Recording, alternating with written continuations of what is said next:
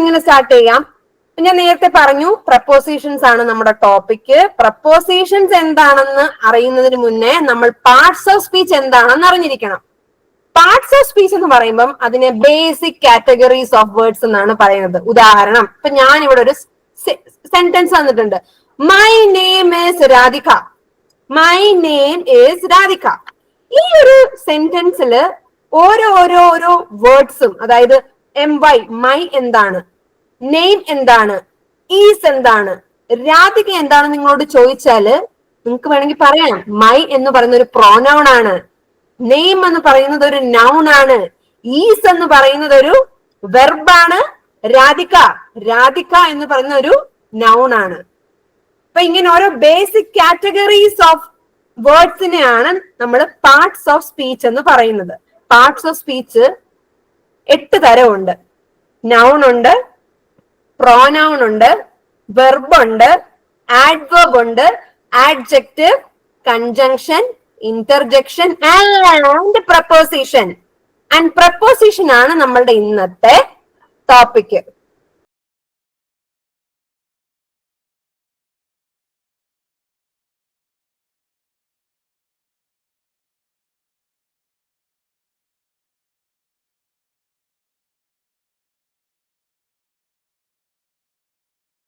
Preposition ഞാൻ ഈ statement ഒന്ന് ഇതിന്റെ ഡെഫിനിഷൻ ഒന്ന് വായിക്കാം, എന്നിട്ട് അത് എക്സ്പ്ലെയിൻ ചെയ്യാം. Preposition, it is a word that is used to indicate the position. Again, it is used to indicate the position, direction, relation, movement or time of something and someone. Simple ആയിട്ട് മനസ്സിലാക്കുവാണെങ്കിൽ preposition എന്ന് പറഞ്ഞാല് ഏതെങ്കിലും ഒരു വ്യക്തിയുടെയോ അല്ലെങ്കിൽ ഏതെങ്കിലും ഒരു വസ്തുവിന്റെയോ സ്ഥാനം, അല്ലെങ്കിൽ ഡയറക്ഷൻ, റിലേഷൻ, ബന്ധം, ചലനം, മൂവ്മെന്റ്, സമയം, ഇതൊക്കെ കാണിക്കുന്നതാണ് പ്രപ്പോസിഷൻ. ഈ പ്രപ്പോസിഷൻ എന്ന് പറയുന്നത് ടൈപ്സ് ഉണ്ട്, ചില ടൈപ്സ് ഉണ്ട്. അതിനു മുൻപ് ഈ പ്രപ്പോസിഷന്റെ ഫങ്ഷൻസ് എന്താണെന്ന് നമുക്ക് മനസ്സിലാക്കാം.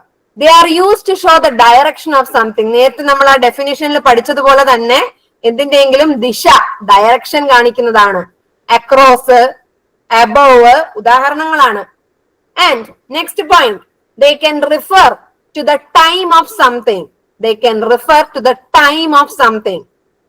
And third point, time എന്ന് പറഞ്ഞാൽ എന്താണ്? Second point, they can refer to the time of something happening. എന്ന് പറഞ്ഞാൽ എന്താണ്? during, for, ഇതൊക്കെ പ്രപ്പോസിഷൻസ് ആണ്. until, ഇതെല്ലാം പ്രപ്പോസിഷൻസ് ആണ്. And come to the third point, they can be used to denote the position or location of an object. ഏതെങ്കിലും ഒരു വസ്തുവിന്റെ സ്ഥാനം അല്ലെങ്കിൽ ലൊക്കേഷൻ കാണിക്കാൻ വേണ്ടി നമ്മളെ ഹെൽപ്പ് ചെയ്യും. ഫോർ എക്സാമ്പിൾ പറയുവാണെങ്കിൽ, the book is on the table. The book is on the table. Book എവിടെയാണ്? ടേബിളിന്റെ മുകളിലാണ്. അവിടെ ഒരു ലൊക്കേഷൻ കാണിക്കുന്നുണ്ട്, അല്ലെങ്കിൽ ഒരു പൊസിഷൻ കാണിക്കുന്നുണ്ട്. എവിടെ? On the table. അപ്പൊ അവിടെ പ്രപ്പോസിഷൻ ഓൺ ആണ് ഉപയോഗിക്കുന്നത്. ഓൺ എന്ന് പറയുമ്പോൾ മുകളിൽ. ഇവിടെ ബുക്ക് ടേബിളിന്റെ മുകളിലാണെന്നാണ് പറയുന്നത്. The book is on the table. അപ്പൊ ഇവിടെ പൊസിഷൻ അല്ലെങ്കിൽ ലൊക്കേഷൻ ആണ് നമ്മൾ കണ്ടത്. ഓൺ എന്ന് പറഞ്ഞ പ്രപ്പോസിഷൻ ഉപയോഗിച്ചു. Then they are used to represent the spatial relationships. Spatial എന്താണ്? സ്പേസ് നമുക്കറിയാമല്ലോ, സ്പേസ്, സ്ഥലം. ഒരു ഉദാഹരണത്തിന്, ഞാനിപ്പം 2 മരത്തിന്റെ നടുക്ക് ഒരു കസേര വെച്ചേക്കുക. 2 മരം നിങ്ങൾ ഇമാജിൻ ചെയ്യണം. നിങ്ങൾ ഈ ഇംഗ്ലീഷ് ഗ്രാമർ ഒക്കെ പഠിക്കുന്ന നേരം കുറച്ചൊക്കെ ഇമാജിനേറ്റീവ് ആയിട്ട് നിങ്ങൾ ചിന്തിക്കണം. 2 മരം, 2 ട്രീസ്. ആ 2 ട്രീസിന്റെ നടുക്ക് ഞാനൊരു കസേര വെച്ചേക്കുവാണ്. കസേര. So the chair is between the trees. The chair is between the trees. അപ്പൊ അവിടെ സ്പേഷ്യൽ റിലേഷൻ കാണിക്കുന്നില്ലേ? അവിടെ ആ ചെയറും 2 മരങ്ങളും, ആ ഒരു കസേരയും 2 മരങ്ങളും തമ്മിലുള്ള ഒരു സ്പേഷ്യൽ റിലേഷൻ കാണിക്കുന്നുണ്ട്. അപ്പൊ അവിടെ ബിറ്റ്വീൻ എന്ന് പറയുന്ന നടുക്ക്, ബിറ്റ്വീൻ എന്ന് പറഞ്ഞാൽ നടുക്ക് എന്നാണ് അർത്ഥം. അപ്പം ആ ചെയർ ബിറ്റ്വീൻ ദ 2 ട്രീസ് അല്ലെങ്കിൽ ബിറ്റ്വീൻ ദ ട്രീസ് ആണ്. ട്രീസിന്റെ നടുക്കാണെന്നാണ് ഉദ്ദേശിക്കുന്നത്. Now, next point, prepositional phrases. അടുത്തതാണ് ഒരു ഇമ്പോർട്ടന്റ് ആയിട്ടൊരു ടോപ്പിക്കാണ് പ്രപ്പോസിഷണൽ ഫ്രേസസ്. ഇപ്പൊ കുറച്ച് വാക്കുകൾ കൂട്ടിച്ച് ഒന്നോ രണ്ടോ ആയിരിക്കത്തുള്ളൂ കേട്ടോ, ഒരുപാടൊന്നും ഇല്ല. ഒന്നോ രണ്ടോ വാക്കുകൾ കൂട്ടിച്ചേർത്ത് നമ്മള് ചില പദപ്രയോഗങ്ങൾ നടത്തും. അതിന് ചില അർത്ഥങ്ങളുണ്ട്. ഫോർ എക്സാമ്പിൾ, ഉദാഹരണത്തിന് I M down with fever. ഇവിടെ ഡൗൺ എന്ന് പറയുന്ന ഒരു പ്രപ്പോസിഷൻ ആണ്. ഒരു ഡയറക്ഷൻ അല്ലേ കാണിക്കുന്നത്, ഡൗൺ. വിത്ത് എന്ന് പറയുമ്പോൾ ആ ഡൗണും വിത്തും കൂടെ ചേരുമ്പോ ഒരു അർത്ഥമുണ്ട് അതിന്. ഡൗൺ വിത്ത് എന്ന് പറയുമ്പോൾ എന്താണ്? ക്ഷീണിതയാണ്, ടയേർഡ് ആണെന്നാണ് അർത്ഥം. അപ്പൊ ഇവിടെ പ്രപ്പോസിഷൻ ഉപയോഗിച്ച് ചില പദപ്രയോഗങ്ങൾ ഉപയോഗിക്കാറുണ്ട്. ആ ഓരോന്നിന്റെ നമ്മൾ ഡീറ്റെയിൽ ആയിട്ട് ഇന്ന് ഡിസ്കവർ ചെയ്യും. അപ്പൊ അതിന് നമ്മൾ പ്രപ്പോസിഷണൽ ഫ്രേസസ് അല്ലെങ്കിൽ പ്രപ്പോസിഷണൽ വേർബ്സ് എന്നാണ് പറയുന്നത്.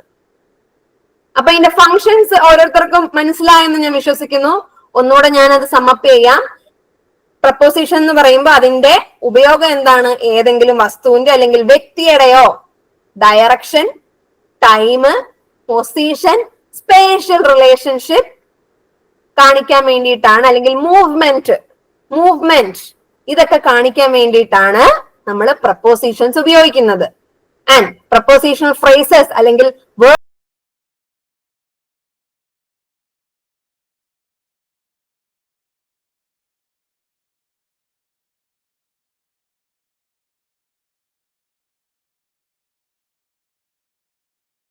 എന്നുള്ള ഒരു ടോപ്പിക്ക് നമ്മൾ ടച്ച് ചെയ്തു, which we will discover now. So types ആണ്. പല ടൈപ്പിലുള്ള പ്രപ്പോസിഷൻസ് ഉണ്ട്. അത് ലൊക്കേഷന്റെ അണ്ടറിൽ വരാം, ഡയറക്ഷന്റെ അണ്ടറിൽ വരാം, ടൈം ആൻഡ് മൂവ്മെന്റ് അണ്ടറിലും വരാം. ലൊക്കേഷൻ എന്ന് പറയുമ്പോൾ in, on, under, etcetera. Direction എന്ന് പറയുമ്പോൾ to, from, up. And time എന്ന് വെച്ചാൽ അറ്റ്, ഓൺ, ഡ്യൂറിങ്. ഞാൻ നേരത്തെ പറഞ്ഞത് at, on, during. And movement, ഇപ്പൊ ഒരാൾ അങ്ങോട്ടും ഇങ്ങോട്ടും നടക്കുക. A person is walking to and fro. So movement to, അങ്ങോട്ടും ഇങ്ങോട്ടും, ഫ്രോ, ത്രൂ. അപ്പൊ ഇത് ഓരോന്ന് എന്താണെന്ന് നമ്മൾ അതിന്റെ അർത്ഥം സഹിതം ഡിസ്കവർ ചെയ്യാം. അപ്പൊ ആദ്യം നമ്മൾ നോക്കാൻ പോകുന്നത് പ്രപ്പോസിഷൻസ് ഓഫ് മൂവ്മെന്റ് ആണ്. ചലനം, പ്രപ്പോസിഷൻസ് ഓഫ് മൂവ്മെന്റ്. ഇവിടെ ഫസ്റ്റ് ഒരു ഫോട്ടോ കാണിച്ചിട്ടുണ്ട്, ഒരു ബിൽഡിംഗ് കാണിച്ചിട്ടുണ്ട്. നിങ്ങൾ അതൊരു സ്കൂളായിട്ട് സങ്കല്പിക്കുക. സ്കൂളിൽ നിന്ന് വീട്ടിലോട്ട് എന്നാണ് അർത്ഥമാക്കുന്നത്. അപ്പം ഒറിജിൻ ഫ്രം, എവിടെ നിന്ന്? From school. എങ്ങോട്ട്? മറ്റൊരു സ്ഥലത്തോട്ട്, വീട്ടിലോട്ട്. To school. അപ്പം ഫ്രം വീട്ടിൽ നിന്ന്, സ്കൂളിൽ നിന്ന്, ടു ഹൗസ് വീട്ടിലോട്ട്. അപ്പൊ ഫ്രം ആൻഡ് ടു. ഫ്രം എന്ന് പറഞ്ഞാൽ ഒറിജിൻ, ആൻഡ് ടു എന്ന് പറഞ്ഞാൽ നമ്മൾ എത്തിച്ചേരുന്ന നമ്മളുടെ ഡെസ്റ്റിനേഷൻ.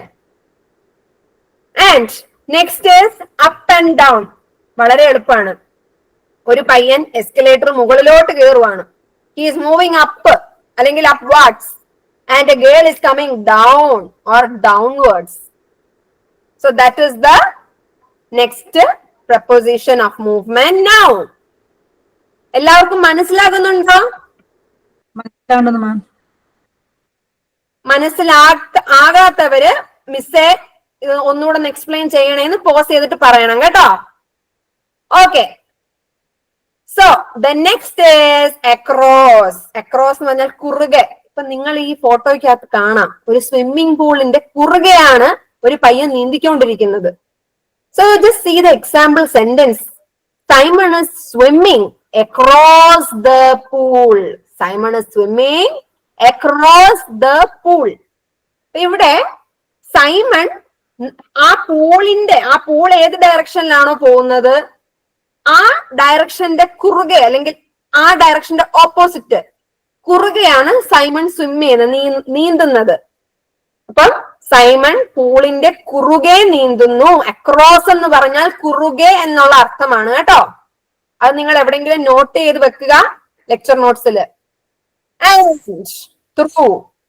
ത്രൂ എന്ന് പറഞ്ഞാൽ ഉള്ളിലൂടെ, ഏതെങ്കിലും മാധ്യമത്തിന്റെ ഏതെങ്കിലും ഒരു മീഡിയത്തിന്റെ ഉള്ളിലൂടെ സഞ്ചരിക്കുന്നതിനാണ് നമ്മൾ ത്രൂ എന്ന് പറയുന്നത്. ഇപ്പൊ നമുക്ക് ഇവിടെ കാണാം, A train is going through A tunnel. A train is going through A tunnel. Tunnel എന്ന് പറഞ്ഞാൽ നമുക്കറിയാം, നമ്മൾ ടണലിൽ കയറുമ്പോൾ മിക്കവാറും റേഞ്ച് കട്ടായി പോകും. ഇരുട്ട് മൂടുന്ന ഒരു ഒരു ലൊക്കേഷൻ ആണത്. അപ്പൊ ആ ടണലിന്റെ ഉള്ളിലൂടെയാണ് ട്രെയിൻ പോകുന്നത്. ആ ഉള്ളിലൂടെ എന്ന വേർഡിന്റെ ഇംഗ്ലീഷ് ആണ് ത്രൂ. ഇപ്പൊ നമ്മൾ സ്ട്രോ ഇട്ട് നമ്മൾ ജ്യൂസ് കുടിക്കുകയാണ്. ആ ജ്യൂസ് എന്തിലൂടെയാണ് വരുന്നത്? The juice is coming through the straw. The juice is coming through the straw, ഉള്ളിലൂടെ. ആൻഡ് ഈസി ആണ് അടുത്തത്. എലോങ്. എലോങ് എന്ന് പറഞ്ഞാൽ കൂടെ. ഇവിടെ മിലി എന്ന് പറഞ്ഞ ഒരു പയ്യൻ is walking along the road. Walking along the road. റോഡിന്റെ അതേ ദിശയിലാണ് നടക്കുന്നത്. റോഡ് ഏത് ദിശയിൽ പോകുന്നോ അതേ ദിശയിൽ, കുറുകെ അല്ല, അക്രോസ് അല്ല, അലോങ് ആണ്.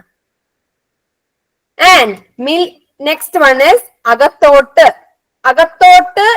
അകത്തോട്ട് നിങ്ങൾ ആ വേർഡ് ശ്രദ്ധിക്കണം. മലയാളത്തിലെ ആ വാക്ക് ശ്രദ്ധിക്കണം. അകത്തോട്ട് എന്ന് വരുമ്പോൾ ഇൻടു ആണ് വരുന്നത്. ഇൻടു, നമ്മുടെ മൾട്ടിപ്ലിക്കേഷൻ ടേബിളിലെ ആ word into. The ball is going into the box. Ball ബോക്സിന്റെ അകത്തോട്ട് പോകുന്നു. അപ്പൊ അകത്തോട്ട് എന്ന് പറഞ്ഞാൽ ഇൻടു ആണ്. ആൻഡ് ഇത് നിങ്ങൾ ഒന്ന് വായിച്ചു നോക്കിയോ. ഞാനൊരു 30 സെക്കൻഡ് തരാം. മൈൻഡിൽ ഒന്ന് രജിസ്റ്റർ ചെയ്തോണം എല്ലാവരും.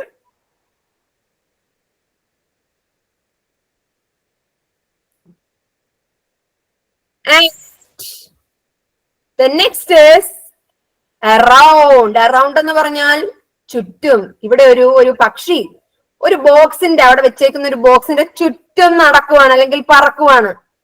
അപ്പം അറൗണ്ട് എന്ന് പറഞ്ഞാൽ ചുറ്റും. അറൗണ്ട് ദ ബോക്സ് എന്ന് വെച്ചാലോ ബോക്സിന്റെ ചുറ്റും. പക്ഷി ബോക്സിന് ചുറ്റും പറക്കുന്നു. The bird is flying around the box. Around എന്ന് പറഞ്ഞാൽ ചുറ്റും. അറൗണ്ട് എന്ന് എഴുതിയിട്ട് നിങ്ങൾ ഒരു ഹൈഫൺ ഇട്ട് ചുറ്റും എന്ന് എഴുതിക്കോണം. ലെക്ചർ നോട്ട്സ് എഴുതി പൊക്കോണം.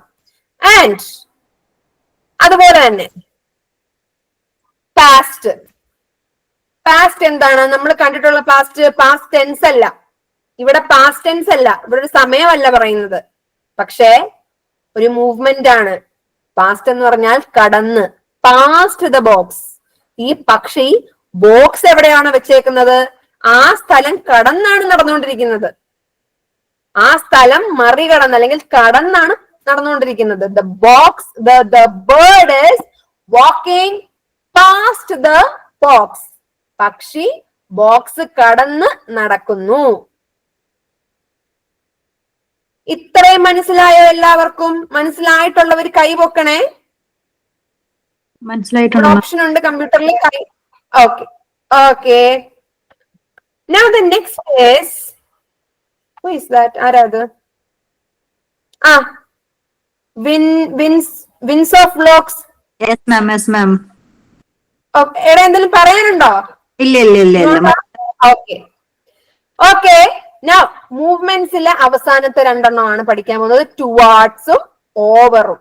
ഇത് ഫസ്റ്റ് ടുവാർഡ്സ് ആണ്. ടുവാർഡ്സ് എന്ന് പറഞ്ഞാൽ നേരെ. ഇപ്പൊ ഇവിടെ ഒരു ഷോപ്പ് കാണാം. ഈ പടത്തിൽ ഒരു ഷോപ്പ് കാണാം. സങ്കല്പിക്കുക that the structure is A shop. And ഒരു മനുഷ്യൻ ആ ഷോപ്പിന്റെ നേരെ എന്തെങ്കിലും സാധനം മേടിക്കുന്നതായിരിക്കും. ആ ഷോപ്പിന്റെ നേരെ നടന്നു പോവാണ്. അപ്പൊ ആ വേർഡിനെ നമ്മൾ ടുവാർഡ്സ് എന്ന് പറയും.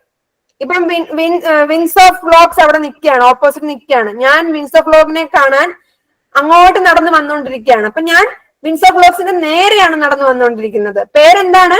Wins of vlogs. സോഫിയ മാം.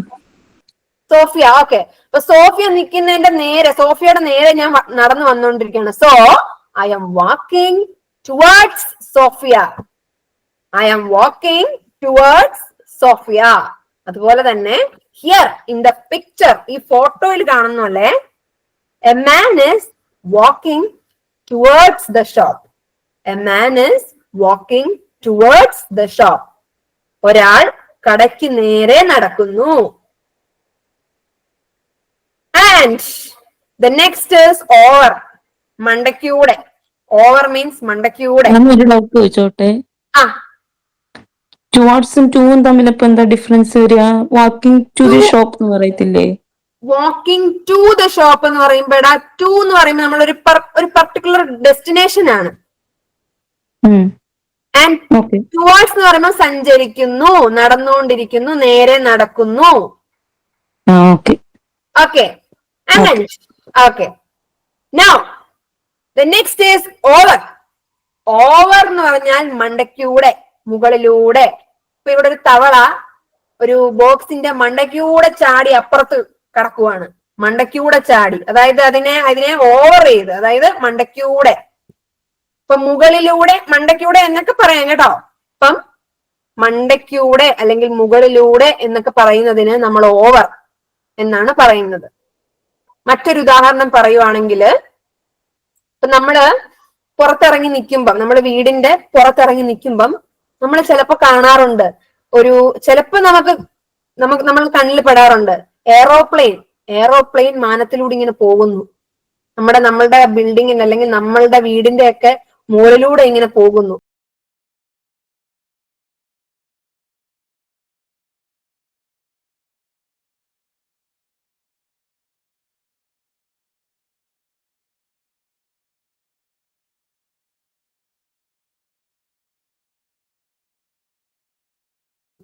അപ്പൊ എനിക്ക് പറയാൻ പറ്റും, the aeroplane is passing over my house. അപ്പൊ എന്റെ വീടിന്റെ മണ്ടയ്ക്കൂടെയാണ് പോകുന്നത്. അപ്പൊ ആ മുകളിലൂടെ അല്ലെങ്കിൽ മണ്ടയ്ക്കൂടെ എന്ന് പറയുന്നതിന് നമ്മൾ ഓവർ എന്ന് പറയും. മുകളിലൂടെ. തവള ബോക്സിന്റെ മുകളിലൂടെ ചാടുന്നു. The frog is jumping over the box. ഇത്രത്തോളം എല്ലാവർക്കും മനസ്സിലായോ? ഇത് ഞാൻ നിങ്ങൾക്ക് ഒരു 30 സെക്കൻഡ് തരാം. മൈൻഡിലൊന്ന് രജിസ്റ്റർ ചെയ്യുക. ഈ വാക്കും ഈ ഫോട്ടോയും, നമ്മൾ ഓരോ പ്രപ്പോസിഷൻ പഠിക്കുന്നതിന്റെ ഒപ്പം ഫോട്ടോ ബൈഹാർട്ട് ചെയ്ത് പോയാൽ എളുപ്പമായിരിക്കും.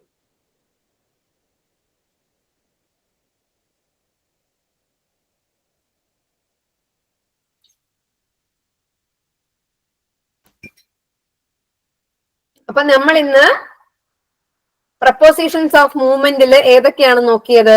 ഒന്നുകൂടെ നമുക്കൊന്ന് ഓടിച്ചു പോകാം. ഫ്രം ആൻഡ് ടു നോക്കി, അപ്പ് ഡൗൺ നോക്കി, പിന്നെ അക്രോസ്, ത്രൂ.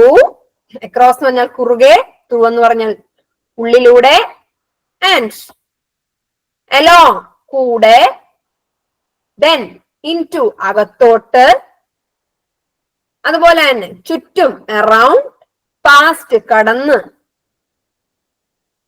നെക്സ്റ്റ് ലാസ്റ്റ് നോക്കിയത് ടുവാർഡ്സ് ഉണ്ട്, ഓവർ ഉണ്ട്. ഓക്കെ, നിങ്ങൾ ഇതെല്ലാം ഒന്ന് മൈൻഡിലൊന്ന് ഓടിച്ചോ. ഒരു 30 second again I M giving you. എന്തെങ്കിലും ഡൗട്ട് ഉണ്ടെങ്കിൽ ഇതിന്റെ ഇടയ്ക്ക് ചോദിക്കാം.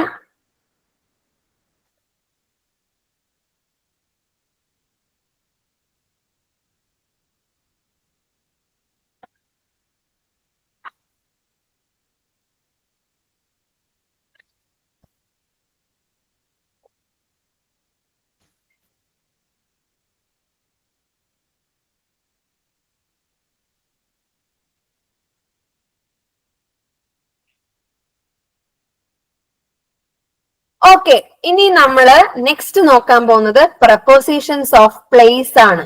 പ്രപ്പോസിഷൻസ് ഓഫ് പ്ലേസ്, സ്ഥാനങ്ങളുടെ, ലൊക്കേഷന്റെ പ്രപ്പോസിഷൻസ് ആണ് നോക്കാൻ പോകുന്നത്. അപ്പം ആദ്യത്തേതാണ് on.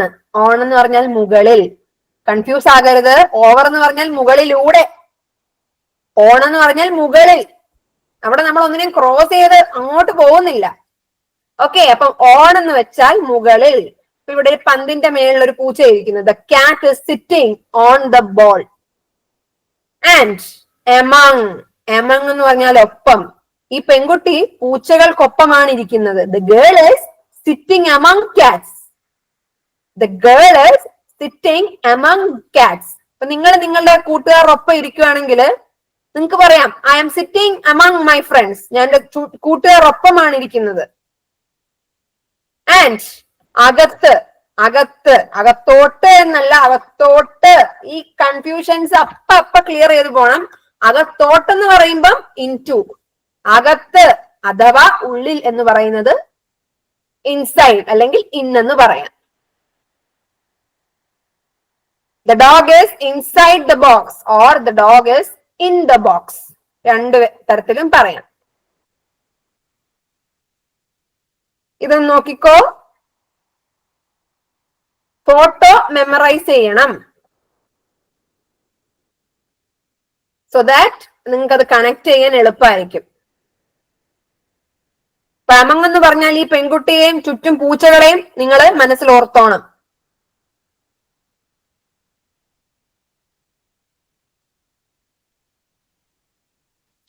Okay, the next is in front of, മുൻപിൽ. ഇപ്പൊ ഈ ബോൾ നമ്മൾ ലെഫ്റ്റ് സൈഡിൽ ഒരു ഫോട്ടോ നോക്കുവാണെങ്കിൽ ഒരു പട്ടിക്കുട്ടിയുടെ മുൻപിലാണ് ഈ പന്ത് വെച്ചേക്കുന്നത്. അപ്പൊ how can we say, എങ്ങനെ പറയാം? The ball is in front of the dog. The ball is in front of the, അതിന്റെ പുറകിലല്ലോ, പട്ടിക്കുട്ടിയുടെ പപ്പിയുടെ പുറകിലല്ലോ, അതിന്റെ ഫ്രണ്ടിലല്ലേ. അപ്പം in front of. അതുപോലെ തന്നെ ഒരു പുസ്തകത്തിന്റെ കവർ, ബുക്ക് കവർ, അതിന്റെ മുകളിൽ കൊടുത്തേക്ക് അല്ലെങ്കിൽ അതിന്റെ മുമ്പിൽ കൊടുത്തേക്കുന്ന ഒരു ഫോട്ടോ ആപ്പിളിന്റെ. അപ്പം apple is in front of the book. ബുക്കിന്റെ മുൻപില് ഒരു ആപ്പിൾ ഉണ്ട്. ബുക്കിന്റെ മുൻപില് ഒരു ആപ്പിൾ ഉണ്ട്. അപ്പൊ ഇൻ ഫ്രണ്ട് ഓഫ് എന്ന് പറഞ്ഞാൽ മുൻപിൽ. ക്യൂ ഒക്കെ നിൽക്കുമ്പോ നിങ്ങളുടെ മുൻപിൽ ആരെങ്കിലും നിൽക്കുവാണെങ്കിൽ someone is standing in front of you. Someone is standing in front of you. Okay, 5 seconds. പെട്ടെന്ന് ബൈ ഹാർട്ട് ചെയ്തു ഇത്. These are very simple. Yes. So the next is under, below. Means അടിയിൽ, എന്തിന്റെങ്കിലും അടിയിൽ അല്ലെങ്കിൽ കീഴിൽ എന്നും പറയാം. Under. Someone is working under me. എന്റെ കീഴിൽ ഒരാൾ വർക്ക് ചെയ്യുന്നുണ്ട്. So the cat is under the table. പൂച്ച ടേബിളിന്റെ അടിയിലാണ്. അടിയിൽ അല്ലെങ്കിൽ കീഴിൽ എന്നതിനാണ് നമ്മൾ അണ്ടർ എന്നും പറയും, ബിലോ എന്നും പറയും. ആൻഡ് നെക്സ്റ്റ് is നടുക്ക്. നടുക്ക് എന്ന് പറഞ്ഞപ്പോ ഞാൻ നിങ്ങളുടെ തുടക്കത്തിൽ ഒരു എക്സാമ്പിൾ പറഞ്ഞിരുന്നു of 2 trees and a chair. അവിടെ ഞാൻ ആ ചെയർ രണ്ട് മരത്തിന്റെ ഇടയിലാണ്, നടുക്കാണ് ഇട്ടത്. അപ്പോ നടുക്ക് അല്ലെങ്കിൽ ഇടയിൽ എന്നൊക്കെ പറയുന്നതിനാണ് നമ്മൾ between. The word is between. നടുക്ക് അല്ലെങ്കിൽ ഇടയിൽ എന്നതിന്റെ ഇംഗ്ലീഷ് വേർഡ് ആണ് between. Just look at the examples. The teddy bear is sitting between 2 chairs. The teddy bear is sitting between 2 chairs. And the lotus flower. The lotus flower is placed between 2 cactus plants. ഒരു lotus ചെടി രണ്ട് cactus ചെടിയുടെ നടുക്കാണ് വെച്ചേക്കുന്നത് അല്ലെങ്കിൽ ഇടയിലാണ് വെച്ചേക്കുന്നത്. The lotus flower is placed between 2 cactus plants. So under or below and between. The next is behind. Behind, പുറകിൽ. Behind means പുറകിൽ. ഈ പടത്തിനകത്ത് നിങ്ങൾക്ക് കാണാം ഒരു പന്ത് ഇങ്ങനെ പുറകിൽ ഒളിച്ചിരിക്കുന്നുണ്ട് ബോക്സിന്റെ. പുറകിലാണ്. എവിടെയാണ്? പുറകിലാണ്. So the ball is behind the box.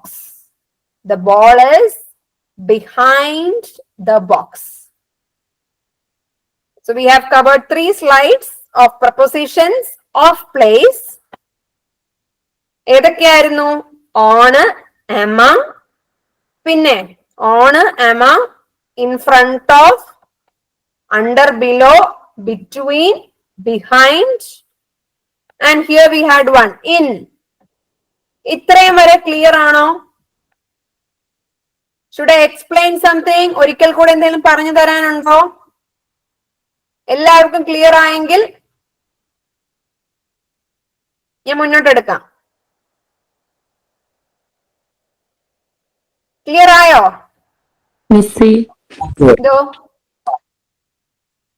Hello, പറഞ്ഞോളൂ. ബിറ്റ്വീനും ഇൻ ബിറ്റ്വീനും വരൂലേ? Same meaning? സെയിം മീനിങ് ആണ്. Okay. In between, in between അല്ലെങ്കിൽ ബിറ്റ്വീൻ. അങ്ങനെ ഇൻ ബിറ്റ്വീൻ വരാൻ സാധ്യതയില്ല ഓപ്ഷൻസിൽ. ബിറ്റ്വീൻ ആണ് കൂടുതൽ വരുന്നത്. അർത്ഥം ഇതാണ്, നടുക്ക്. ഈ ഫോട്ടോ, അതിനാണ് ഞാൻ ഫോട്ടോയും കൂടെ തന്നേക്കുന്നത്. നിങ്ങൾ ഈ ഫോട്ടോ മാത്രം ഓർത്താ മതി. ഓക്കെ. സോ 3 സ്ലൈഡ്സ് നമ്മൾ കവർ ചെയ്തു. അതിനകത്ത് 1, 2, 3, 4, 5, 8 എണ്ണം, 8 പ്രപ്പോസിഷൻസ് ഓഫ് പ്ലേസ് നമ്മളിപ്പോ കവർ ചെയ്തു. നെക്സ്റ്റ് ആണ് അഗൈൻ ഒരു സെറ്റും കൂടെ ഉണ്ട്, എബവ്. അപ്പൊ ഞാൻ നിങ്ങൾക്ക് ഒരു എക്സ്പ്ലനേഷൻ തരാൻ പോവാ. ഓണം നിങ്ങൾക്ക് കൺഫ്യൂഷൻ വരും, മിസ്സേ ഓൺ ദ ബോക്സ് എന്ന് പറഞ്ഞാൽ അബവ് ദ ബോക്സ് എന്ന് പറഞ്ഞാൽ എന്താണ് വ്യത്യാസം എന്ന്? വ്യത്യാസം ഉണ്ട്. അപ്പൊ ഞാന് എന്നെ നിങ്ങൾക്ക് കാണാൻ പറ്റുന്നുണ്ടോ? എന്റെ ക്യാമറ നിങ്ങൾക്ക് കാണാൻ പറ്റുന്നുണ്ടോ? ഞാൻ ഇരിക്കുന്നത് സംസാരിക്കുന്നത് കാണാൻ പറ്റുന്നുണ്ടോ? പറ്റുന്നുണ്ട്. അപ്പൊ ഞാനൊരു എക്സാമ്പിൾ നിങ്ങൾക്ക് തരാം. ഇപ്പം ഇതൊരു ടേബിൾ, എന്റെ കൈ ഒരു ടേബിൾ ആണെന്ന് സങ്കല്പിക്കുക. ഈ ടേബിളിന്റെ മുകളിൽ ഞാന് ഒരു പെൻസിൽ ഹോൾഡർ വെച്ച്, പെൻസിൽ ഹോൾഡറോ പെൻ ഹോൾഡറോ എന്തെങ്കിലും ആയിക്കോട്ടെ, ഒരു ഒബ്ജക്റ്റ് ഞാൻ വെച്ച്, ഈ ഒബ്ജക്റ്റ് ടേബിളുമായിട്ട് കോണ്ടാക്ട് ഉണ്ട്, ടച്ച് ചെയ്താണ് ഇരിക്കുന്നത്. അപ്പൊ എനിക്ക് പറയാൻ പറ്റും the pen holder is on the table. അതുപോലെ തന്നെ നിങ്ങളിപ്പോൾ മുറിയിലാണ് ഇരിക്കുന്നത്, നിങ്ങളുടെ ബെഡ്റൂമിൽ ഹാളിലായിരിക്കുന്നെങ്കിൽ നിങ്ങളുടെ സീലിംഗിൽ ഒരു ഫാൻ കാണും. ഫാൻ ഉണ്ടെങ്കിൽ ആ ഫാൻ നിങ്ങളുടെ തലയുടെ മുകളിലാണ്. ഇതും മുകളിലാണ്, ഈ ടേബിളിന്റെ മുകളിലാണ് ഇതും. പക്ഷെ ഒരു വ്യത്യാസമുണ്ട്. ആ ഫാനും നിങ്ങളുടെ തലയും തമ്മിൽ കോണ്ടാക്ട് ഉണ്ടോ? ഇല്ലല്ലോ. ഒരു സ്പേഷ്യൽ ഡിസ്റ്റൻസ് ഇല്ലേ? സീലിംഗിന്റെ അവിടെ അല്ലേ ഫാന്? കോണ്ടാക്ട് ഇല്ലല്ലോ ഒബ്ജക്റ്റും സർഫേസും തമ്മില്. അതുപോലെ തന്നെ ഈ ഒരു ഒബ്ജക്റ്റിൽ നിങ്ങൾ ശ്രദ്ധിച്ച് നോക്കിയാൽ നിങ്ങൾക്ക് കാണാൻ പറ്റും, ആ ബോളും ആ ബോക്സും തമ്മിൽ ഒരു കോണ്ടാക്ട് ഇല്ല. ഒബ്ജക്റ്റും സർഫസും തമ്മിൽ ഒരു കോണ്ടാക്ട് ഇല്ല, ഒരു ബന്ധം, ഒരു ടച്ച് ഇല്ല. നേരെ മറിച്ച് ഞാൻ ഈ പെൻസിൽ ഹോൾഡർ വെച്ചത് ടേബിളിന്റെ മുകളിലാണ്, ടച്ച് ചെയ്യുന്നുണ്ട്. അപ്പൊ അങ്ങനെ ഒരു അവസ്ഥയിലാണ് നമ്മൾ ഓൺ പറയുന്നത്. അപ്പൊ ഫാൻ ഒക്കെ നിങ്ങളുടെ തലയുടെ മുകളിലാണ്. സോ അബവ് മൈ ഹെഡ് എന്ന് പറയണം. കോണ്ടാക്ട് ഇല്ല, പക്ഷെ മുകളിലാണ്. അതുപോലെ തന്നെ ഈ ബോക്സും ബോളിനെയും നിങ്ങൾ ശ്രദ്ധിച്ച് ഒന്നുകൂടെ നോക്കിയാൽ നിങ്ങൾക്ക് കാണാൻ പറ്റും ദർ ഇസ് നോ കോണ്ടാക്ട്. കോണ്ടാക്റ്റേ ഇല്ല, കാറ്റിൽ നിൽക്കുവാണ് ആ ബോള്. So above. കോണ്ടാക്ട് ഇല്ലാതെ മുകളിൽ നിൽക്കുന്നതാണ് അബവ്. കൺഫ്യൂസ് തോന്നുന്നുണ്ടോ? കൺഫ്യൂഷൻ ഉണ്ടോ? ഒന്നുകൂടെ ഒന്ന് ആലോചിച്ചേ.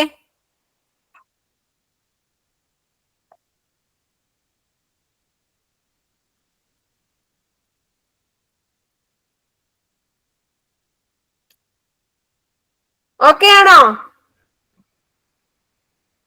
ഓക്കെ ആണോ? ഓക്കെ. ഓക്കെ, ഇനി നെക്സ്റ്റ് ആണ് ഓപ്പോസിറ്റ്. ഇവിടെ 2 പൂച്ചക്കുട്ടികള് എതിരെ നിൽക്കുവാണ്. ഇപ്പൊ ഞാൻ തന്നെ നിങ്ങളുടെ എതിരെയാണ് ഇരിക്കുന്നത്. നമ്മൾ ഒരു സ്ക്രീനിന്റെ ഡിഫറൻസിലാണ് ഇരിക്കുന്നത്. അങ്ങോട്ടും ഇങ്ങോട്ടും അപ്പുറം ഇപ്പുറം എതിരെ. അപ്പൊ ആ അപ്പുറം ഇപ്പുറം അല്ലെങ്കിൽ എതിരേക്കാണ് നമ്മൾ ഓപ്പോസിറ്റ് എന്ന് പറയുന്നത്. വി ഓൾസോ, നിങ്ങൾ ഓരോരുത്തരും ഞാനും, we are sitting opposite of each other, opposite to each other. അപ്പം എതിരെ എന്ന് പറയുന്നതിന് ഓപ്പോസിറ്റ് എന്നാണ് ഇംഗ്ലീഷിലെ അർത്ഥം. ഇംഗ്ലീഷിലെ വേർഡ് എതിരെ എന്ന വാക്കിന്റെ ഇംഗ്ലീഷാണ് ഓപ്പോസിറ്റ്. 2 പൂച്ചകള് ഒരു റോഡ് ക്രോസ് ചെയ്യാൻ വേണ്ടി എതിരെ നിൽക്കുവാണ്. അതാണ് ഓപ്പോസിറ്റ്, എതിരെ. ഓപ്പോണന്റ് എന്നൊക്കെ പറയത്തില്ലേ, എതിരാളി. ഇപ്പൊ ഓപ്പോസിറ്റ്, എതിരെ. And the next is across. നമ്മൾ നേരത്തെ അക്രോസ് എന്ന് പറയുമ്പം ഒരെണ്ണം കൂടെ കണ്ടായിരുന്നു, ഒരു മൂവ്മെന്റ് കണ്ടായിരുന്നു. സ്വിമ്മിംഗ് പൂളിന്റെ കുറുകെ ഒരാള് സ്വിം ചെയ്തു പോകുന്നത്, അതും കുറുകെയാണ്. ഇവിടെ ഒരു റിവർ അല്ലെങ്കിൽ എന്തെങ്കിലും ഒരു വാട്ടർ ബോഡി ആയിക്കോട്ടെ, ആ വാട്ടർ ബോഡിയുടെ കുറുകെയാണ് വണ്ടി പോകുന്നത്, കാറ് പോകുന്നത്. So the car is travelling across the lake, river, എന്തെങ്കിലും ആയിക്കോട്ടെ, കുറുകെയാണ് പോകുന്നത്. ആ നദി അല്ലെങ്കിൽ ആ റിവറോ ലേക്കോ എന്താണെങ്കിലും അത് ഇങ്ങനെയാണ് പൊക്കോണ്ടിരുന്നത്, അതിന്റെ കുറുകെയാണ് പോകുന്നത് വണ്ടി അതിന്റെ കുറുകെ പോകുന്നു. ഇത് മനസ്സിലായോ? കുറുകെ എന്നാണ് അർത്ഥം കേട്ടോ, രണ്ടിന്റെ.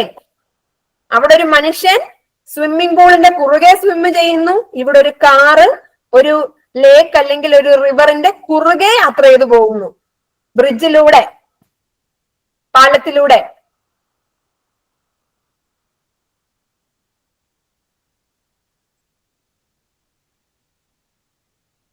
And the next is next to. അടുത്തത് തന്നെയാണ്. അടുത്തത് എന്നതിന്റെ ഇംഗ്ലീഷ് നമുക്ക് പല വാക്കുകളും ഉണ്ട്. നിയർ എന്ന് പറയാം, നെക്സ്റ്റ് ടു എന്ന് പറയാം, ബിസൈഡ് എന്ന് പറയാം. പക്ഷെ ഇതിനൊക്കെ ചെറിയ വ്യത്യാസങ്ങളുണ്ട്. ഇതിനെ ഡീറ്റെയിൽ ആയിട്ട് നോക്കുവാണെങ്കിൽ ചെറിയ നേരിയ വ്യത്യാസമുണ്ട്.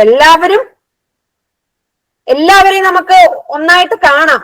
നിയർ ആണെങ്കിലും നെക്സ്റ്റ് ടു ആണെങ്കിലും ബിസൈഡ് ആണെങ്കിലും ഒക്കെ നമുക്ക് ഒന്നായിട്ട് ഒരേ മീനിങ് ആണെന്ന് കാണാം. പക്ഷെ ഇവരുടെ നടുക്കും ചെറിയ നേരിയ വ്യത്യാസമുണ്ട്. നിയർ എന്ന് പറഞ്ഞാൽ ഒരു പരിസരത്ത്. ഇപ്പൊ നിങ്ങളുടെ ഫോൺ കാണുന്നില്ല, അപ്പൊ നിങ്ങൾ പറയാ ലുക്ക് നിയർ ദ കിച്ചൺ. കിച്ചണിന്റെ അടുക്കളയുടെ അടുത്തെങ്ങാണം നോക്ക്, അടുത്തെങ്ങാണം നിയർ. നെക്സ്റ്റ് ടു എന്ന് പറഞ്ഞാല് അപ്പുറത്ത്, തൊട്ടപ്പുറത്ത്, അല്ലെങ്കിൽ തൊട്ടടുത്ത്, നെക്സ്റ്റ് ടു. പക്ഷെ ബിസൈഡ് എന്ന് പറഞ്ഞാലോ, ഇപ്പൊ നിങ്ങള് you should travel back to your school ഡേയ്സില് നമ്മൾ ഒരു ബെഞ്ചിൽ ഇരിക്കുമ്പോ നമ്മള് ഒരു സീറ്റിലിരിക്കും, നമ്മളുടെ തൊട്ടപ്പുറത്ത് വേറൊരു കുട്ടി ഇരിക്കും. നമ്മൾ രണ്ടുപേരും ഇങ്ങനല്ലേ ഇരിക്കുന്നത്, രണ്ട് പിള്ളേർ ഇങ്ങനെയാണ് ഇരിക്കുന്നത്, പാരലൽ ആയിട്ട്.